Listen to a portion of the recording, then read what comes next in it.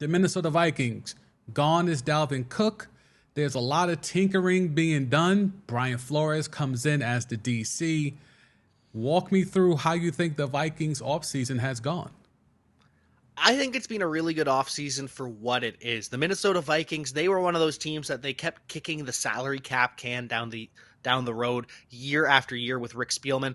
He ends up getting fired alongside Mike Zimmer. They bring in Kwesi Adolfo-Mensah alongside Kevin O'Connell, and they decide, hey, we've got a pretty good roster here. We've got all of the pieces. Let's go all in for one more year, see what we can do.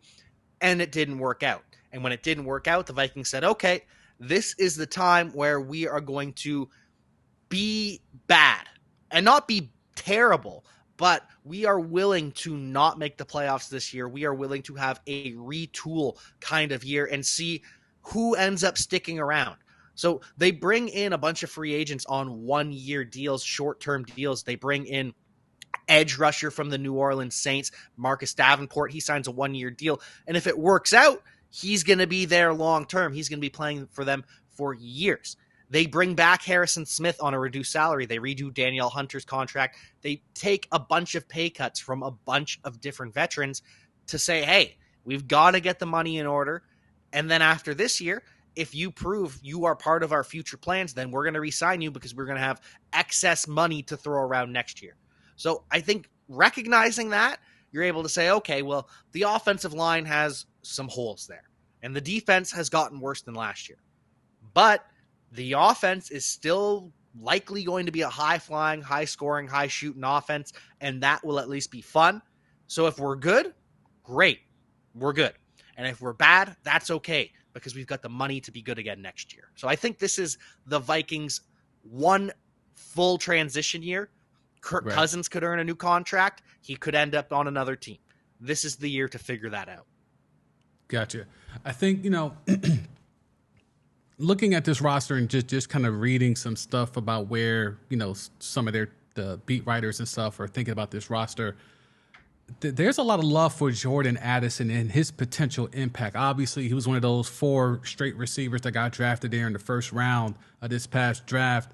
Jordan Addison, pairing him with Justin Jefferson, as much as, I'm not that high on Kirk Cousins per se, in terms of, I don't think he's top tier, but I think he's above average. But now you're giving him yet another weapon to go with Hawkinson and those 2 receivers. So there's a lot of stuff you could do here with some 31 personnel and then things like that, or 11 personnel and, going 3 wide and stuff like that. How do you think this offense with Jordan Addison being brought in, how do you think he will impact not only Justin Jefferson, but being another option for Kirk Cousins? Oh, it's absolutely an upgrade. Adam Thielen was so washed last year. Agreed. The juice was gone. Love Adam Thielen. Love the story going from undrafted to becoming a primetime player in the NFL. But he just didn't have it anymore last year. That's why they went out and traded for TJ Hawkinson. He becomes the wide receiver too. And the offense is fine because they have Justin Jefferson, the best best wide receiver, arguably the best non-quarterback in the NFL too, though.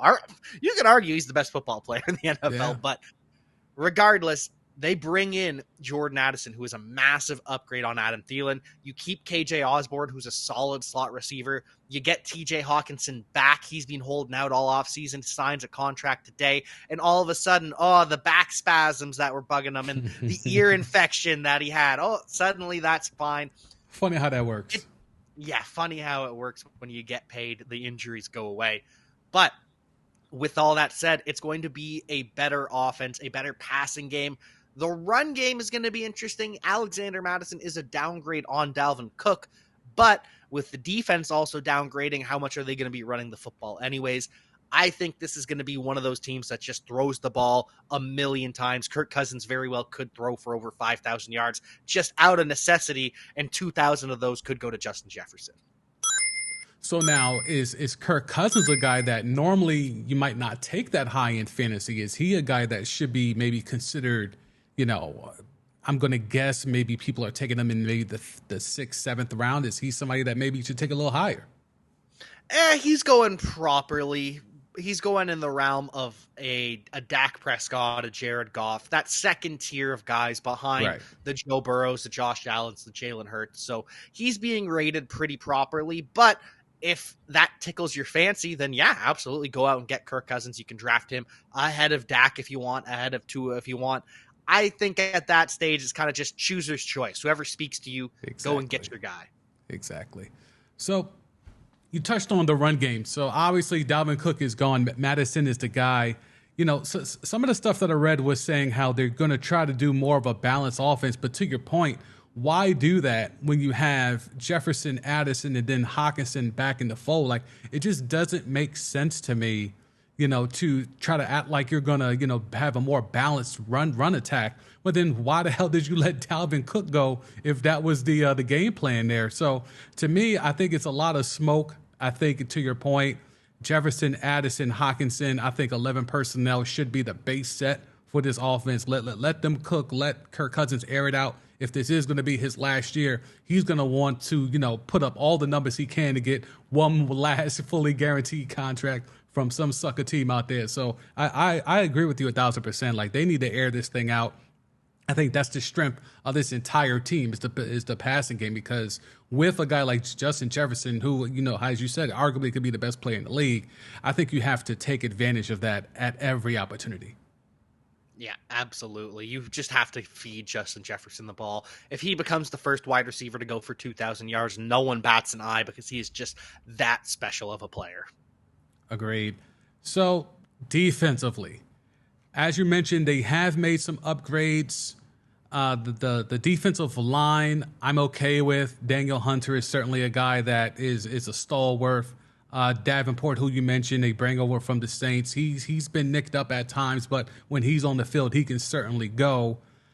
This defensive backfield, though, and this is becoming a recurring thing. This defensive backfield, it's hard to find a good secondary, but it seems like this division doesn't really have a lot of competent back four play. So talk to me about this defense, your likes, your dislikes. Where do you stand with this Viking defense with new DC, Brian Flores? So I love Brian Flores. I love that they have gone from Ed Donatel, who is just one of the most passive defensive coordinators in the NFL, to Brian Flores, who brings that aggression, who's willing to blitz, who's willing to do crazy stuff just to see if it works. We saw it work plenty of times with the Miami Dolphins. Even when they didn't have the personnel, they still were able to overachieve because of Brian Flores. And I think that's what they are hoping happens. They just don't have the horses, especially in the secondary. Harrison Smith, still elite, still one of the better safeties in the NFL, but he's more of a box safety. He's going to be blitzing. He's going to be helping in the run. He's not the deep center fielder that's going to be making life miserable like Kirby Joseph did for Aaron Rodgers last year. That's not his game. And then when you have your best safety, your best secondary player as a box safety, that kind of doesn't help your corners, who need all of the help. All of the help. Byron Murphy's great, don't get me wrong, but a Caleb Evans versus Mekhi Blackman versus Andrew Booth, that is a scary proposition. Andrew Booth wasn't good last year. Caleb Evans didn't play a whole lot last year. And then at safety, you've got Lewis Seen, who they drafted in the first round. He's been a bust to this point. Again, we're not saying he is going to be a bust, just to this point. He got injured and then has looked pretty bad in the preseason. So it could all come together with the aggression of Brian Flores, with the pass rush that they should have. It could all come together. There are just a lot of times where it's not going to come together, and there are going to be a lot of shootouts for the Minnesota Vikings.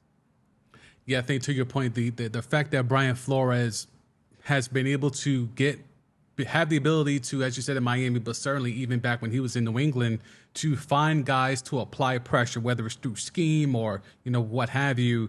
I think that there was a stat about how in Miami, that the second year, not the first year, to get like 14 different dudes had sacks. So clearly he's able to scheme up a way to apply pressure. As you mentioned, you don't have to have that, dominant edge rusher, to be able to get guys that can get home. So I like what Brian Flores on paper can do. If he can do it with this unit, then certainly he will earn his keep. But I think the Vikings, obviously with the stacked offense, The defense, not so much. So this clearly, to me, will be their Achilles heel. So let's go ahead and check out their win total over under 8.5.